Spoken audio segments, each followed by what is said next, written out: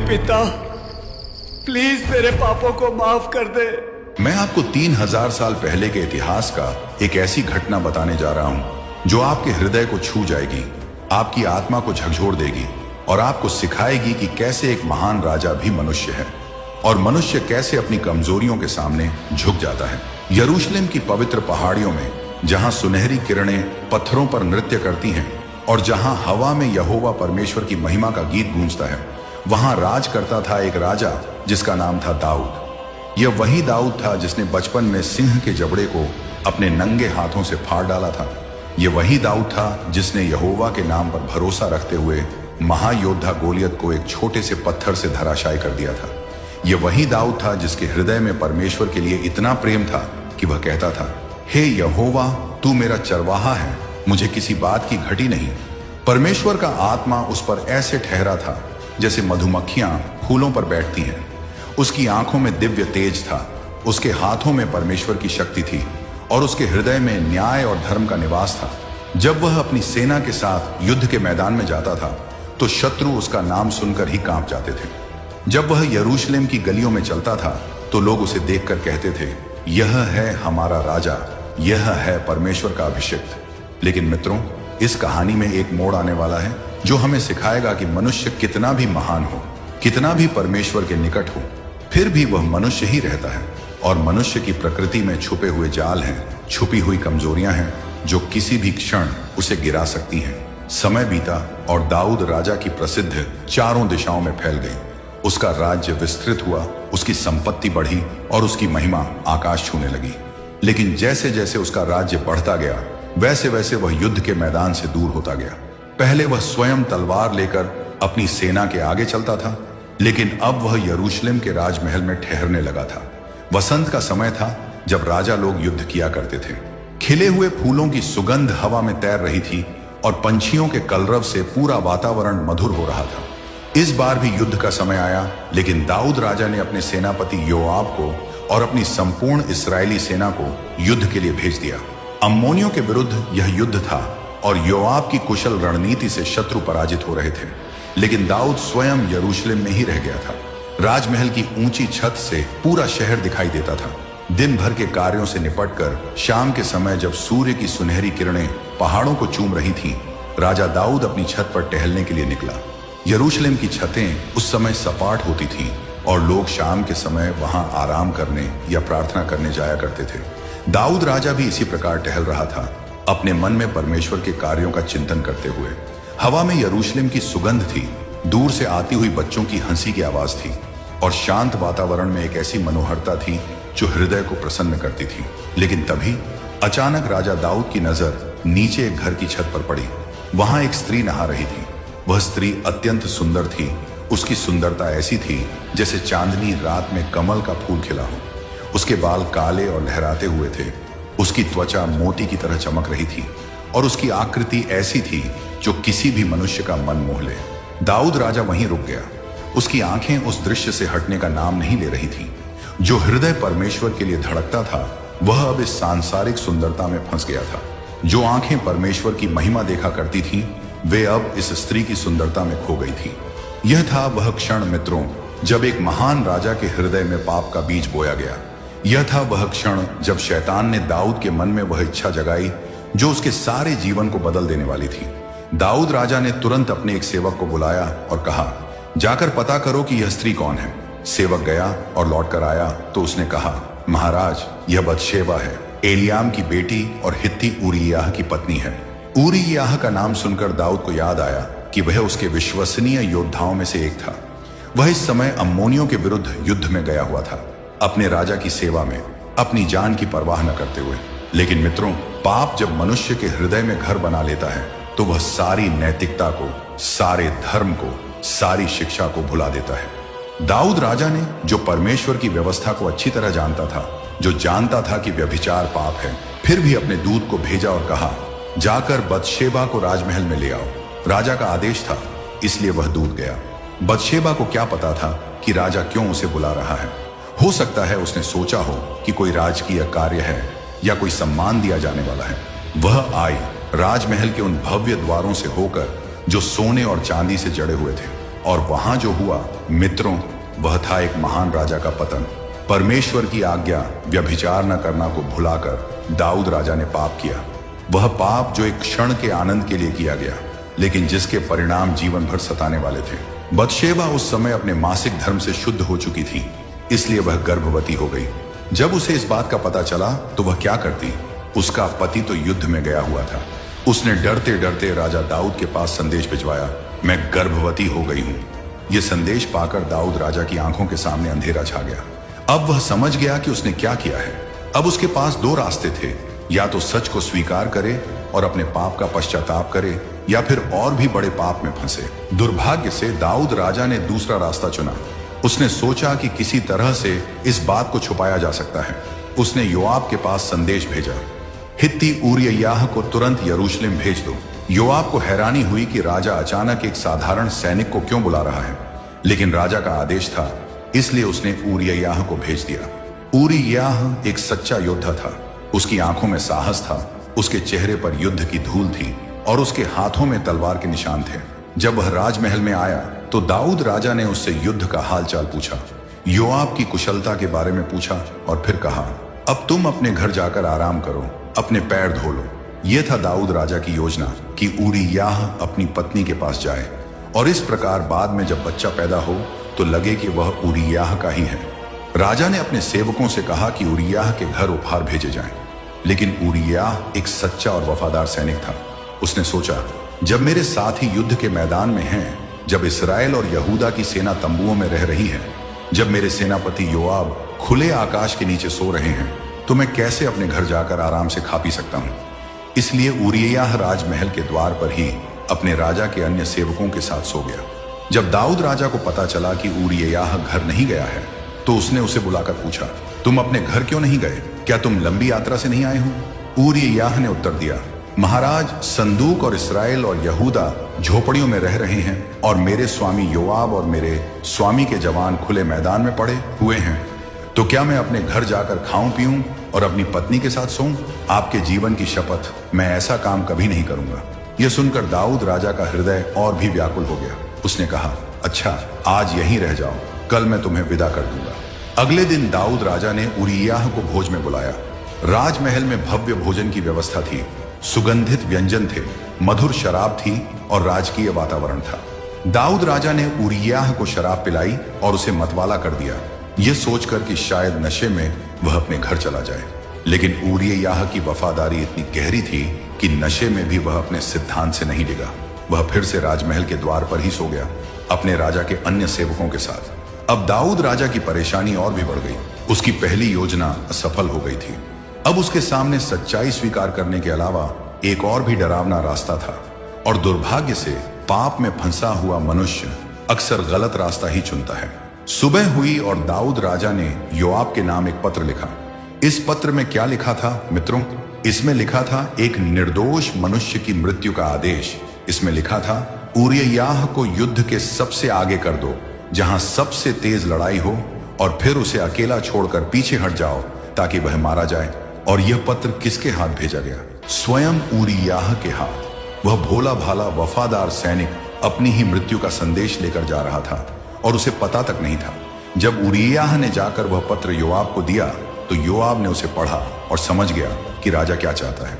योआब एक अनुभवी सेनापति था। वह राजाओं की राजनीति समझता था, लेकिन फिर भी उसे हैरानी हुई कि दाऊद राजा ऐसा क्यों चाहता है। लेकिन राजा का आदेश था, इसलिए जब अगली बार युद्ध हुआ तो योआब ने ऊरिय्याह को सबसे खतरनाक स्थान पर भेज दिया, जहां शत्रु के सबसे बहादुर योद्धा थे। और जैसा कि राजा दाऊद ने योजना बनाई थी, ऊरिय्याह वहां अकेला पड़ गया। हित्ती ऊरिय्याह ने अंत तक बहादुरी से लड़ाई की। उसकी तलवार चमकती रही, उसका साहस डगमगाया नहीं, लेकिन अकेले वह कब तक लड़ता? शत्रुओं के तीर उस पर बरसे और अंततः वह वीर गति को प्राप्त हुआ। योआब ने तुरंत राजा दाऊद के पास एक दूत भेजा। वह दूत आया और उसने कहा, महाराज, शत्रु हम पर हावी हो गए थे, लेकिन हमने उन्हें फाटक तक खदेड़ दिया। तब दीवार पर से धनुर्धारियों ने हम पर तीर छोड़े और कुछ सैनिक मारे गए। उनमें हित्ती ऊरिय्याह भी है। दाऊद राजा ने बाहर से तो यह कहा, यह तो युद्ध की बात है, तलवार कभी इसे खाती है कभी उसे। युद्ध और तेज करो और शहर को नष्ट कर दो। लेकिन अंदर से वह जानता था कि उसने क्या किया है। जब बतशेबा को अपने पति की मृत्यु का समाचार मिला तो वह रोने पीटने लगी। वह कहाँ जानती थी कि उसके पति को धोखे से मारा गया है। वह समझ रही थी कि यह युद्ध की दुर्घटना है। वह अपने प्रिय पति के लिए विलाप करने लगी, जैसा कि उस समय की प्रथा थी। शोक काल समाप्त होने के बाद दाऊद राजा ने बतशेबा को अपने महल में बुलवा लिया और उससे विवाह कर लिया। इस प्रकार वह उसकी पत्नी हो गई और समय आने पर उसे एक पुत्र हुआ। बाहर से देखने में सब कुछ ठीक लग रहा था। राजा ने एक विधवा से विवाह किया था। यह एक अच्छा काम लगता था, लेकिन परमेश्वर सब कुछ देखता है।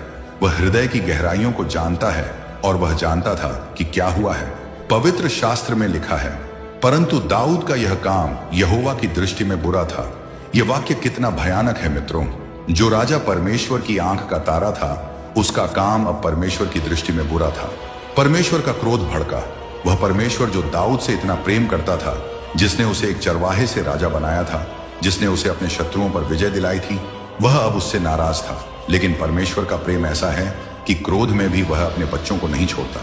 वह चाहता था कि दाऊद अपनी गलती समझे और पश्चाताप करे। इसलिए उसने अपने भविष्यद्वक्ता नातान को भेजा। नातान नबी परमेश्वर का सच्चा सेवक था। उसमें साहस था, ज्ञान था और सबसे बढ़कर परमेश्वर का भय था। जब परमेश्वर का आदेश उसके पास आया कि दाऊद राजा के पास जाकर उसे उसके पाप के बारे में बताना है, तो वह बिना डरे तैयार हो गया। नातान जानता था कि यह काम कितना कठिन है। एक राजा को, विशेषकर एक शक्तिशाली राजा को, उसके पाप के बारे में बताना आसान नहीं होता। लेकिन परमेश्वर ने उसे बुद्धि दी और उसने एक अनोखा तरीका चुना। जब नातान राजमहल में दाऊद के सामने पहुंचा तो उसने कहा, महाराज, मैं आपको एक कहानी सुनाना चाहता हूं। दाऊद राजा ने कहा, हाँ सुनाओ। नातान ने कहा, एक शहर में दो मनुष्य रहते थे। एक धनी था और दूसरा निर्धन। पास बहुत सी भेड़ बकरियां और गाय बैल थे, लेकिन निर्धन के पास एक छोटी भेड़ के अलावा कुछ नहीं था, जिसे उसने मोल लिया था। वह उसे पालता पोसता था और वह उसके बच्चों के साथ बड़ी हुई थी।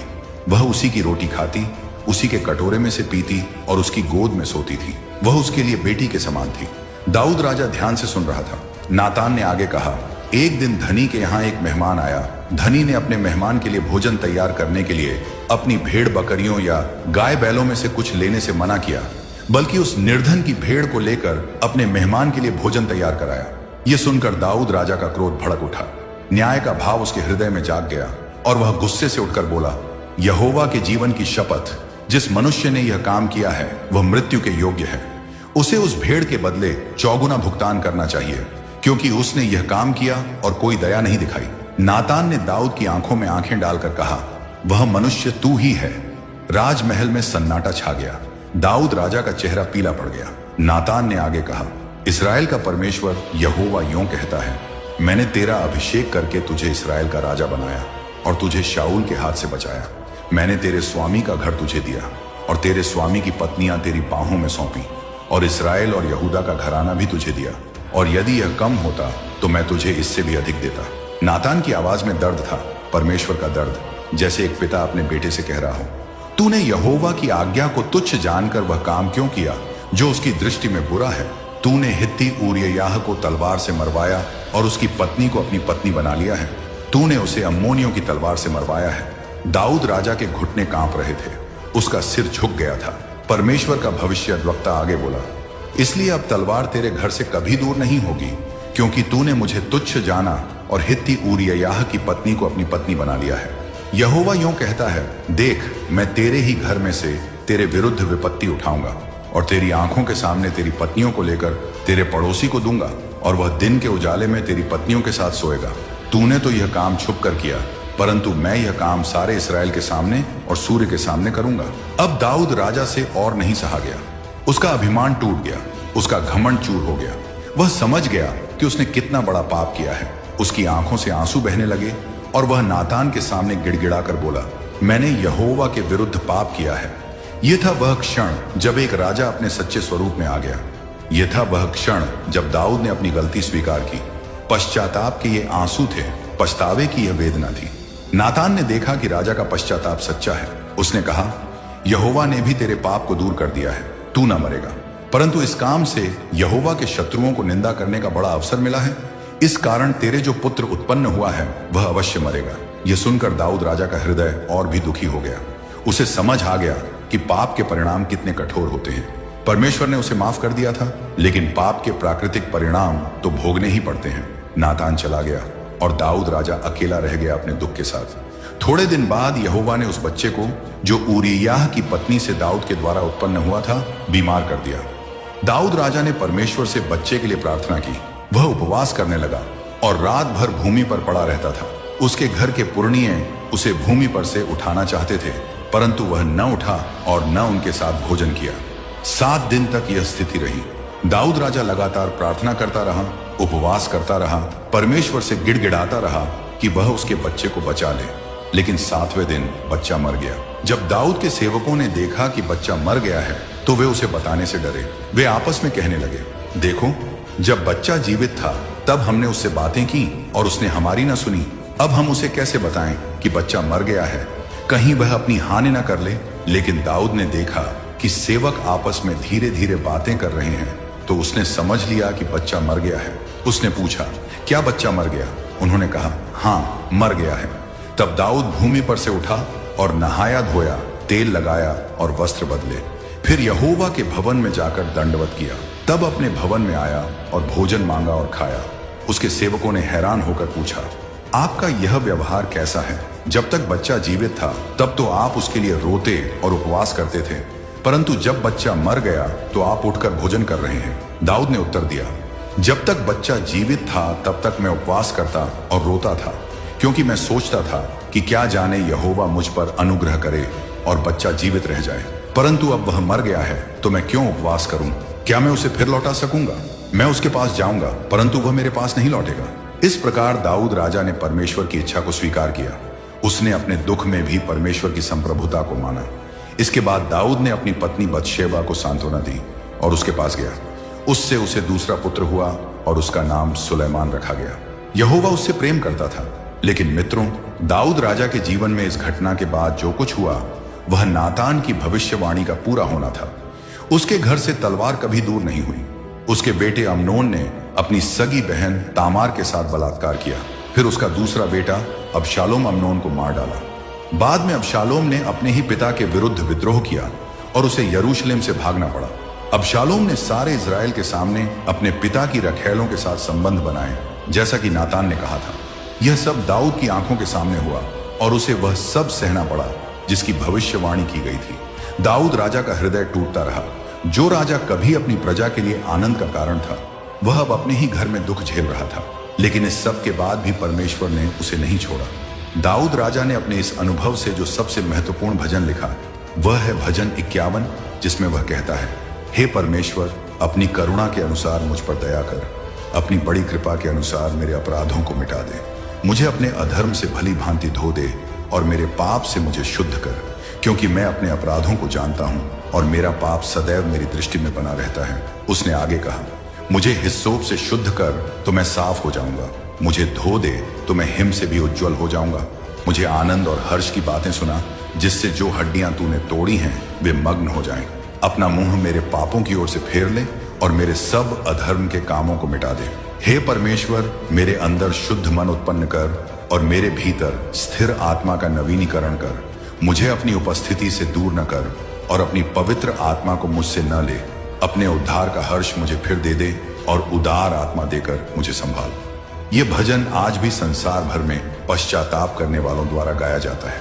यह दाऊद राजा के सच्चे पश्चाताप का प्रमाण है। परमेश्वर ने दाऊद को माफ कर दिया था, लेकिन उसे एक और दुख सहना पड़ा। जो मंदिर वह परमेश्वर के लिए बनाना चाहता था, परमेश्वर ने कहा कि वह उसे नहीं बना सकता, क्योंकि उसके हाथ खून से रंगे हुए हैं। यह काम उसके बेटे सुलेमान को करना था। दाऊद राजा ने इसे भी स्वीकार किया।